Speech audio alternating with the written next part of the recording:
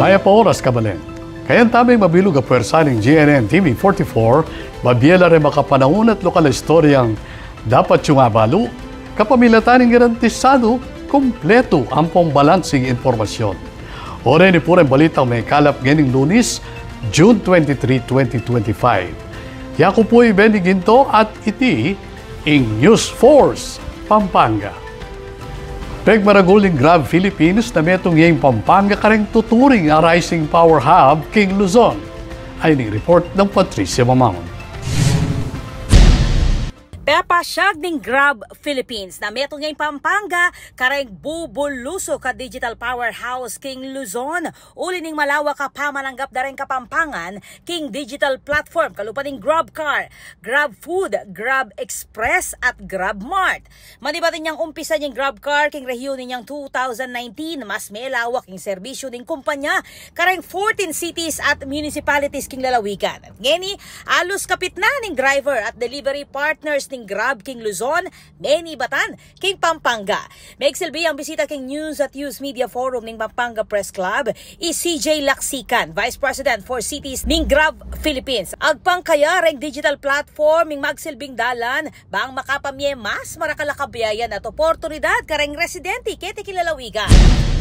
If you look at Pampanga, not only as a heart of Luzon, but also from a Grab standpoint, it's the heart of our business.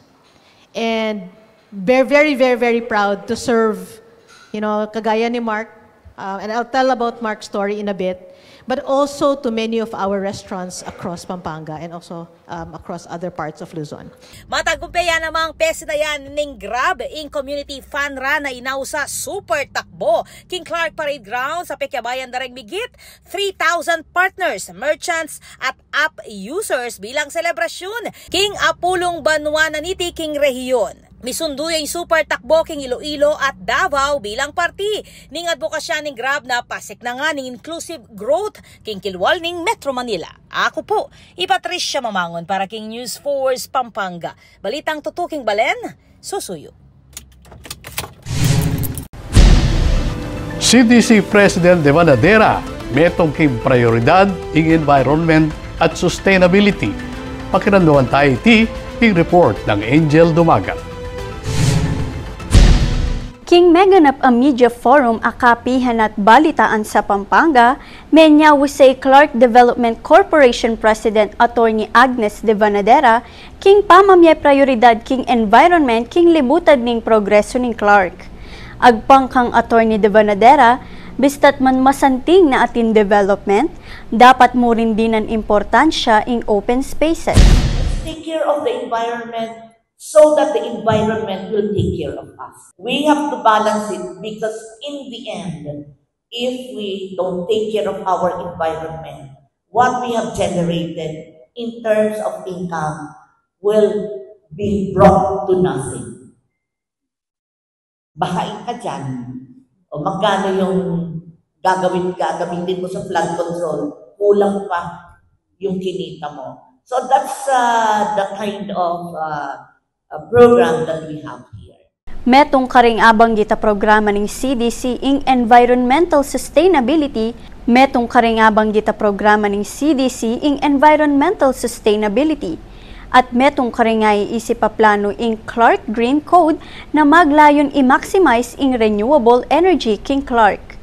Ako Angel Dumagat para king News Force Pampanga. Balitang tutu king Balen Susuyo. Pepasyagyang suporta Engineer Bautista king pamamuklat ning Bataan Nuclear Power Plant. Ay ni report ng Angel Dumagat.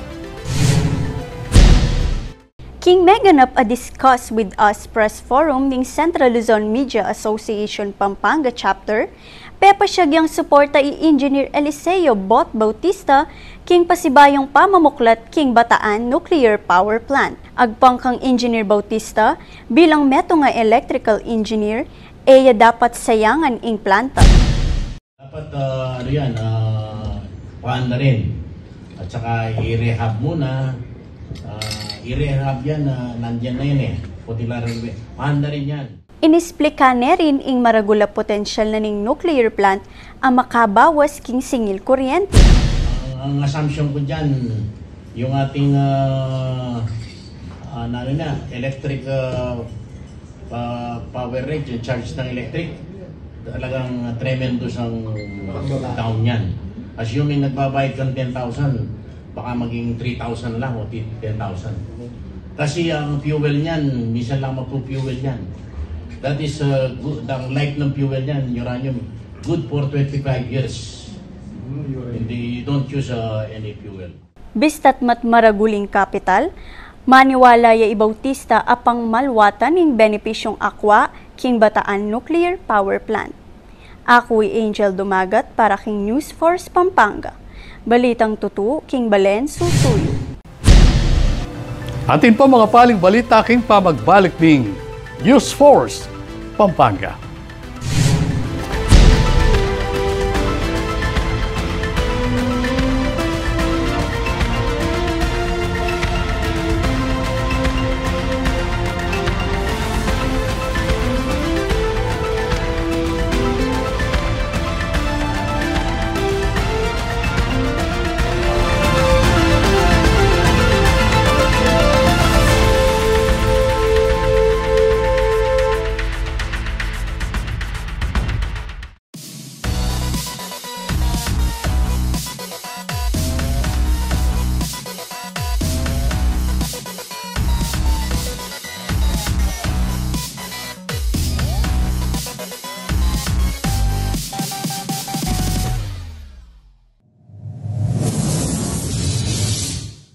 Panandamaning El Nino.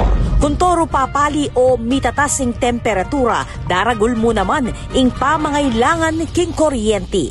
King daragula demand king kuryente asang kaning paning pamangamit kareng appliances kalupaning aircon, freezer at refrigerator.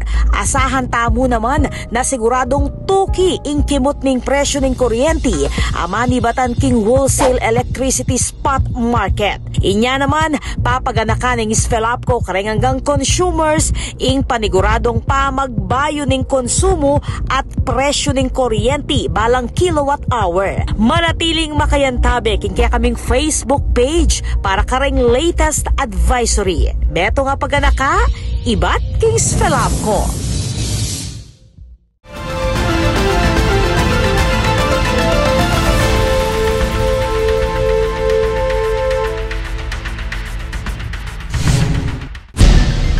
Dini pa rin balitang dapat tamong tutukan. May ito nga world-class racetrack ing asahang mitalakad king Balen ning Lubao. Ay ning report ng Patricia Mamangon.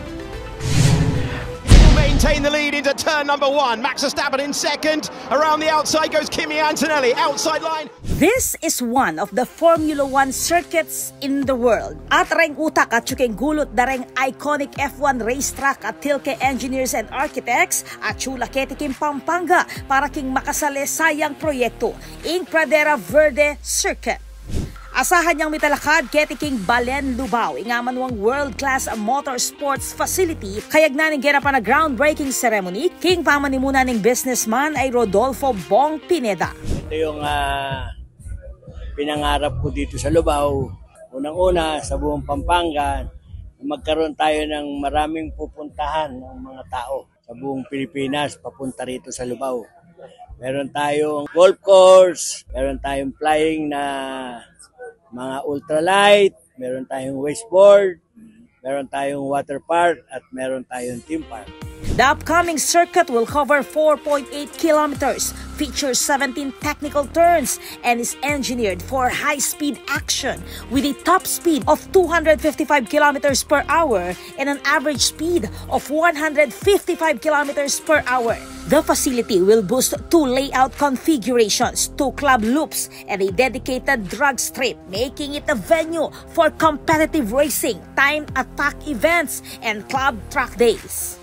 So this is going to be a club track that will host multiple national races. It's going to be 4.8 kilometers. There's 3 configurations, a drag strip, 2 club loops, and it's going to have a professional karting track. A very interesting pit building. It's a V-shaped pit building. and one of a kind in the Philippines. Once completed, the Pradera Verde Circuit is expected to become a hub for motorsports in Southeast Asia, attracting racers, enthusiasts, and events from around the world. Magpasikan ka nung Lakwa City, king turismo ning Lubao at ning lalawigan. Before pa rin naman ito, nandito na ang golf course, nandito ang wake park, ang theme park, ito open na, ongoing ang water park na ginagawa, tapos itong ang circuit. Ito masasabi ko na hindi lahat ng probinsya merong ganito na katulad na sa atin. Hindi lang hindi lang Lubao ang magbe-benefit dito. Tayong mga Kapampangan kasi dadayo ang mga turista, di ba? Ang mga taga-ibang bayan, taga-ibang probinsya dadayo sa atin. Metong yang German company ing Tilke akilala king pa magdisenyo kareng F1 grade tracks king Mabilo Gayato. This is Patricia Mamangon on the spot.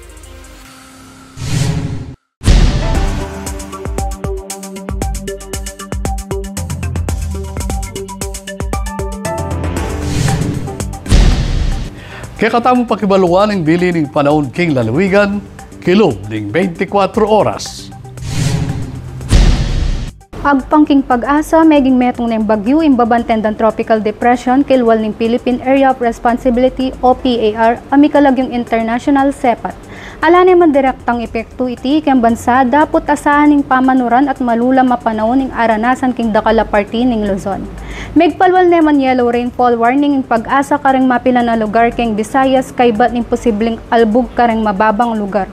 Asahan naman ng malulam at ating paminsan-minsang pamanuran at pamanuldol keng Mindanao.